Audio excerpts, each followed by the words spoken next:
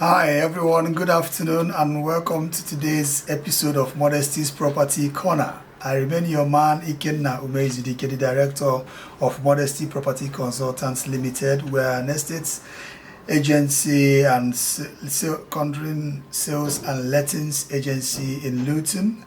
And this is another Wednesday, another opportunity for us to gather here and share knowledge, share views, share ideas together and get informed and educate ourselves on everything property related. So I hope you're all doing well. The weather is really nice and lovely today. And I don't know why I'm feeling this kind of buzz in me today, just because looking forward to speaking to you, looking forward to sharing ideas with you, looking forward to sharing views with you all wonderful people, and it gets me going every day. So I look forward to every Wednesday morning, every Wednesday midday. I look forward to every Monday midday because it just gives me so much joy to share my knowledge, my little bit of knowledge with you guys. And the feedback I get, the responses I get from this knowledge sharing exercise that we do here every Monday and Wednesday really lifts my spirit. So thank you very much for all of you who have been sending us that positive feedback. Please keep them coming, and we'll continue to do our best to bring you the best of contents to the best of our ability. All right, today we are going to be continuing from where we stopped last week.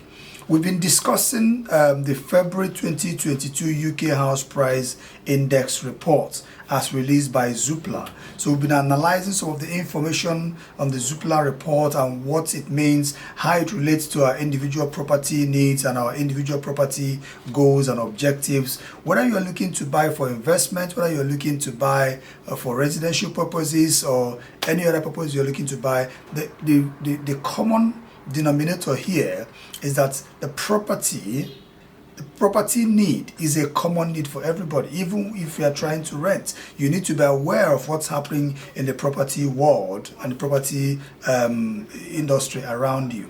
So that's why we are really digging deep into this Zoopla February 2022 House Price Index report to give us an idea and see this using these statistics and this information to really interpret them and paint a picture of what exactly is going on around us property wise.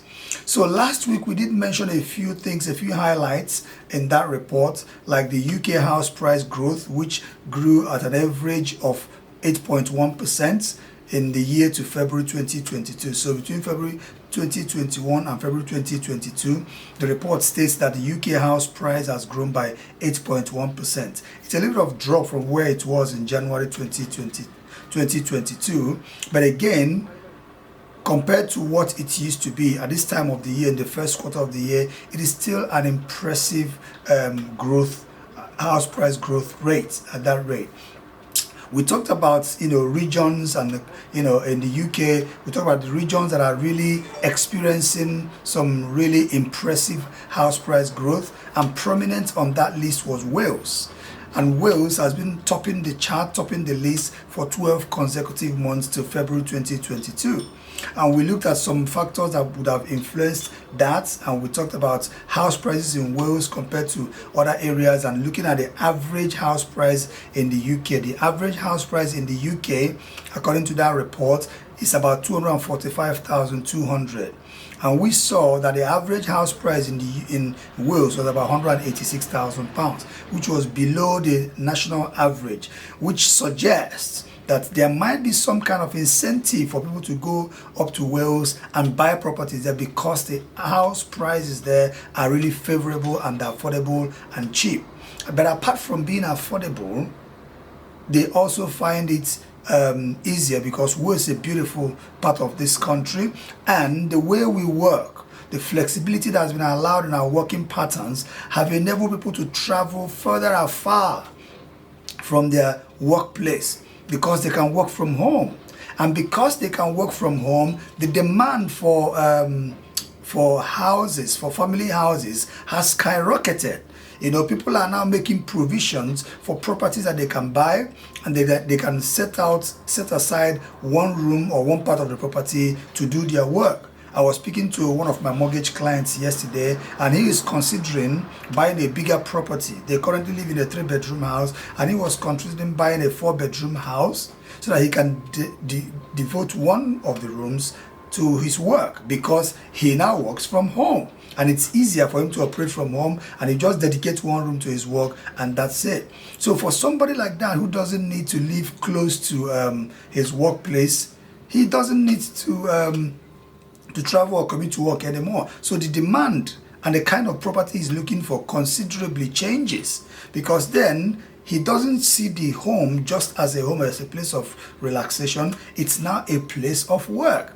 So the demand for family houses are skyrocketing because of these needs. So affordability plays a big role as well in how people make these decisions, especially people who are who have been living in the capital, in London. Right? They can now move further away from London to buy bigger properties where property prices are affordable, and then they can work remotely. They might be shuttling between that place and London maybe once in a week. They don't mind commuting just once in a week or twice in a week and then back, and then they are back home and they are working mostly from home. So these are some of the factors that the report threw up. So but today we're going to be focusing on one of those parts of that report that focuses on affordability. Affordability. So when we talk about affordability, you see, the report shows that there has been a huge disparity in affordability. The affordability index, as thrown up by that report, has shown that there's a huge disparity among the regions in the UK.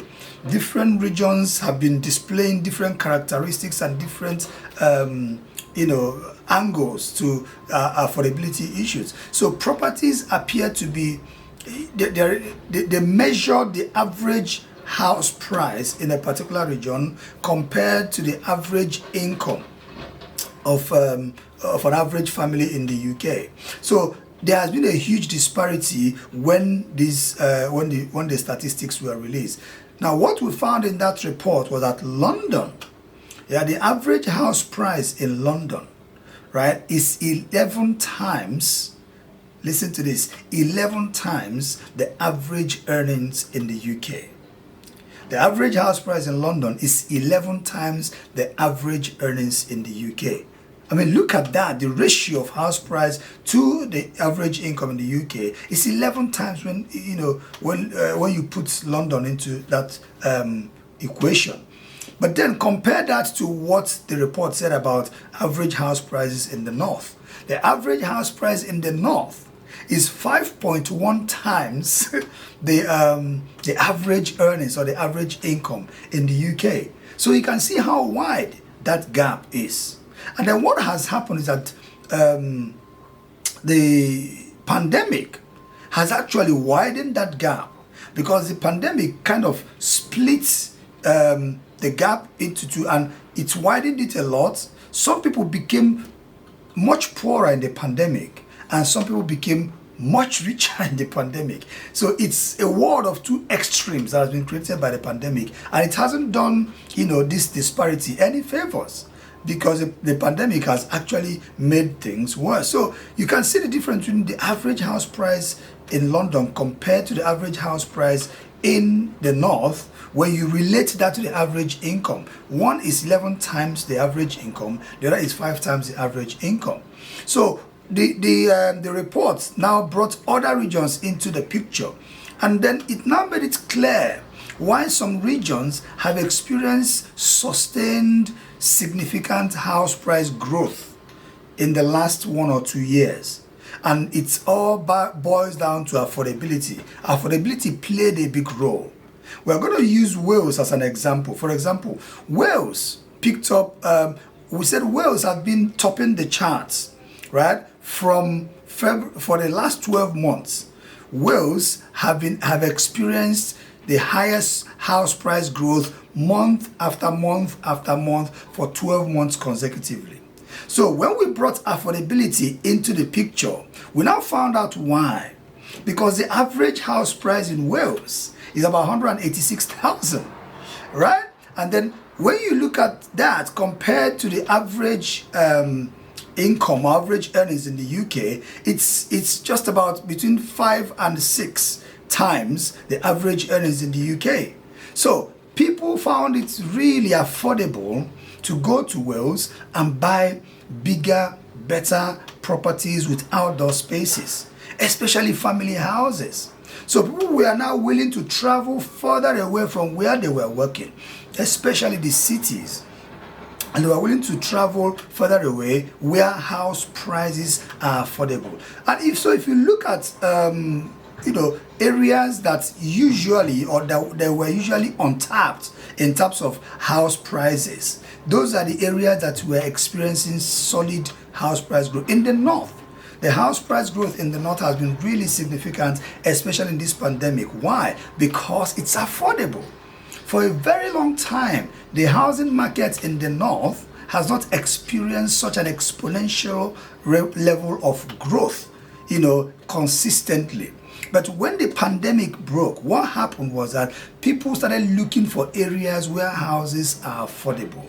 And those areas where houses are affordable are areas that people were not looking at in the first place.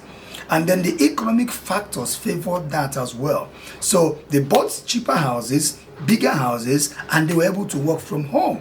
And these are people who have, they are not struggling, to put down deposits. They are not struggling to raise money for deposits. These are people who either have a property already that they live in that is really expensive in the city or, in the urban areas. They might have decided to sell it up or remortgaged it and pulled out equity from it, and then they went somewhere where houses and the price of houses are affordable and they bought properties there. So this kind of trend was seen continuously, especially in the pandemic. So you can now see why a lot of areas in the UK were experiencing exponential house price growth.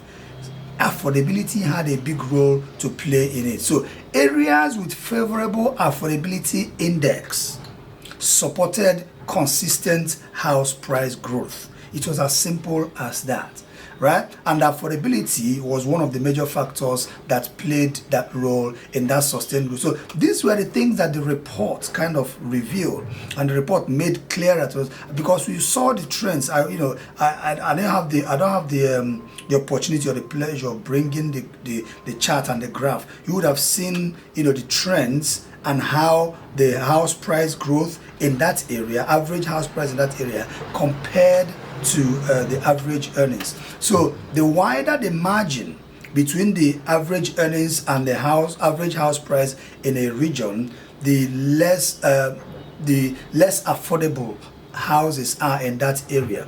And you will notice that the house price growth in that area didn't actually pick up that much. For example, London didn't perform very well in terms of house price growth, especially during the pandemic, because of affordability issues, because people were looking to take advantage of the properties they have in London and then move out of London or out of the big cities to places where there are cheaper houses, bigger houses, and they can actually work from home. So, but at the moment, house prices in London are creeping up gradually, right? The cities are coming back to life. So it's not like the exodus, had continuously happened. Because of the relaxation of all the restrictions and things returning, gradually to normal, people are returning back to the cities now gradually. But the fact remains that the pandemic changed the whole landscape of properties and how people viewed homes. The way people view homes now is different from the way they viewed it before. Everybody is now beginning to analyze what a home really is for them, what a home can do for them. The definition of homes and the needs that the home meets now is completely different, especially for people who are working remotely. The home now means more than just a home, a place to come and relax for them. So that's affordability. Now, still on affordability, there is no way we can talk about affordability without mentioning the costs of finance or the cost of financing a home. And in the UK, we all know that the most popular, the most common way to finance a home is mortgage. Mortgages have to be affordable. So if you're looking at affordability and you do not mention mortgages, then the affordability discussion is kind of incomplete. So looking at mortgages and how how mortgages have affected affordability in the whole house price index, what this report has revealed is that now if you look at what the Bank of England have done recently, right? The Bank of England have raised the base rate 3 times in a row. 3 times in a row. So the base rate is now at 0.75%. And economic forecasters are predicting that as the year rolls by, they are still predicting another 0.25% increase by the Bank of England on the base rate. And if that happens, that brings the base rate to 1%, if that forecast happens. What happens each time the Bank of England raises base rate is that it affects mortgage rates. It affects the rate of borrowing. And when banks or lenders or financial institutions increase their mortgage rates, it kind of reduces affordability, because then it means you have to pay a little bit more on that mortgage. So it has to affect your affordability a little bit. You have to cough out a little bit more than what you should have coughed out initially. So that is the impact that the Bank of England base rate increase is having on the mortgage market, especially those who are on standard variable rates. If you're on standard variable rates, and the Bank of England raises their base rates, there is every chance that your lender is going to raise their interest rate, and there's every chance that your monthly mortgage payment is going to increase, is going to go up, which is why a lot of people, majority of people who take mortgages, take the fixed rates mortgages. They either fix it for 2 years or 5 years or 10 years. Even these days there are 40 years fixed rates. There's a lender in the market that's offering a product that fixes your mortgage for the term. If you are taking a 30-year mortgage, they will fix it for that 30 years. If you are taking a 15 years mortgage, they will fix it for the 15 years. And I mean, the variety of mortgage products available in the mortgage now is astonishing. It is astonishing. So for people who are really keen on searching the market and if you don't take the time to go and speak to a mortgage broker, a mortgage advisor, and ask them to find you the best mortgage, you are missing out. If you decide to do mortgages yourself, or I can apply by myself, I can do it myself, you might be missing out on a deal that you never ever believed would be available. So because lenders are becoming more confident in the market, the reason these long-term fixed products are being rolled out is because the lenders are coming back to the market more confident. It's better, much better now. The availability, the variety of products now in the market is much better now than what it was 18 months or 24 months ago, because the confidence is returning to the market. So when the Bank of England raises base rates, the lenders will most likely raise interest rates on mortgages. And so what does that do to the property market? It could have two possible effects. Number one, it could actually drive demand for properties, because people will now rush to lock in the rates before it gets even higher. They will rush to lock in the rates, make the mortgage applications, get the mortgage, because the lenders, if you don't make the full mortgage application, you cannot secure the product. The only way to secure a lending product, a mortgage product, is to go in and make a full mortgage application. If you don't make that full mortgage application, they don't lock in the rates. If you think you've got a decision in principle and that means you've got the rates locked in, no. The rate you get when you get a decision in principle is just temporary. The only way you lock that rate in is by making a full mortgage application. So when rates go up and when Bank of England raises rates, what people do is they rush to go and lock in the rates before the lenders raise their rates, because lenders always withdraw products from the market and they always add new products to the market.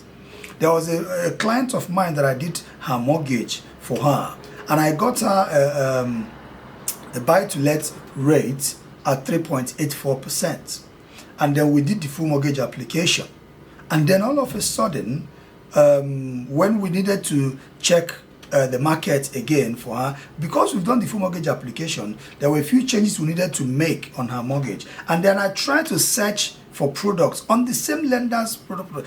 I now realize that they have pulled out the 3.84% mortgage product, and that same product I got for 3.84 was now priced at 4.04%. So 0.2% was added to that rate within the space of 1 month. And that's how quickly things can change in the mortgage market, in the property market, in the property industry. So when these things happen, it could have two effects. Number one is that it could drive up demand. Yeah, and that demand is the rush to lock in rates, the rush to make sure that we secure this rate before it gets out of hand. And when that rush happens, house prices go up, because this thing is simple economics. So when the demand is now there, people are now in a rush to lock in the rates before it gets out of hand. It drives up house prices and it enhances, house price growth. The other effect it could have is that because rates will go up, it could further add to the squeeze on household finances, right? Which means households will now have to take a little bit more time, take a step back and think, rates are going up. Can we really afford this mortgage? Can we really afford to, do this now? Or should we put off this decision to buy the property because it's now getting out of our affordability range, which could actually slow things down, because then there will be decisions to make, because the household finance is being squeezed by the increased rates by the lenders. So those are the two possible effects it could have. It could either slow down demand, or it could, spur people on to go and, lock in the rates, and demands could go up. So nobody knows in what direction that pendulum is going to swing when that happens. But what we are seeing at the moment in the current UK housing market is the demand is not surging as fast as it was in 18 months ago or 12 months ago, but the demand is still strong. Okay, and some of the things that are actually contributed to the slow in demand for houses, right, is because of economic factors like increased mortgage rates and the inflation rate and cost of living. Cost of living is now increasing almost on daily basis. If you've been to the shops and to the supermarket, you'll find out what we're saying. There is nothing that has not increased in price. You talk about petrol, you talk about your groceries, you talk about your food, you talk about gas, you talk about heating. So all these increases and all these house, cost of living increases, they are all adding to the squeeze in the household finance. So a household that was considering to buy a property before, you need to consider whether you can still pay the mortgage and still cope with the increasing cost of living on daily basis. So it's something that households are taking a step back and they are thinking about. But it hasn't, applied any brake. It hasn't, applied any brakes to housing demand. It has just slowed down a bit, because people have to think a little bit about this and maybe work out a different strategy of buying the property. It might be a family or a household that was thinking of buying the property outrightly, and then they might think, okay, maybe we'll go down the route of help to buy, or we'll do shared ownership, and find another scheme that could help first-time buyers to buy a property. That could be the route they want to take, and that might mean having to delay their purchasing decision, because maybe the property they want to buy has not been built, it's not been completed, or it's in an area where it's a little bit further away from where they're living. So many factors could come into play. But the key thing here is that mortgages play a key role in affordability issues in house purchases in the UK. And you cannot separate mortgages from what is happening in the Bank of England and the relationship between Bank of England decision in the base rate and the mortgage rates. Now, what is happening is policymakers are beginning to think and considering the possibility of easing the stress testing rules and regulation, both for lenders and for borrowers. Because if there is the stress testing rule for lenders, it's going to have an impact on mortgage. It makes the access to finance and the access to mortgages easier and cheaper, and then people can access finance easily. Stress testing basically is what the lenders do to confirm that you can still afford this mortgage if things change. So lenders can decide to stress test a mortgage decision, a mortgage application on an assumed interest rate. For example, maybe the interest rate for that mortgage you want to apply for is 2.5%. Lenders can choose to stress test it at 5% or 5.5%. What that means is that they want to know that if mortgage rates increase to 5%, can you still afford this mortgage? That is what stress testing is all about. And it's one way the lenders test affordability before they make lending decisions. Because they will say, okay, you are borrowing this now at 2.5%. If in the course of this mortgage, you are taking this mortgage for 25 years, for example, if within that 25 years, rates go up to as high as 5.5%, can you still afford this mortgage, assuming your income doesn't change? And that is stress testing. So if they stress test it at 5.5% or 5% and it proves unaffordable by the standard of income you have or by the level of income you have, they might decline the decision. They might decline the lending decision to say this mortgage is not affordable by you, going by our stress. So that's what the policy setters and the policy makers are looking at, whether they can, kind of reduce or make it easier and take away the stress testing need completely, so that people can have access to mortgages, to finance, and be able to buy properties easily.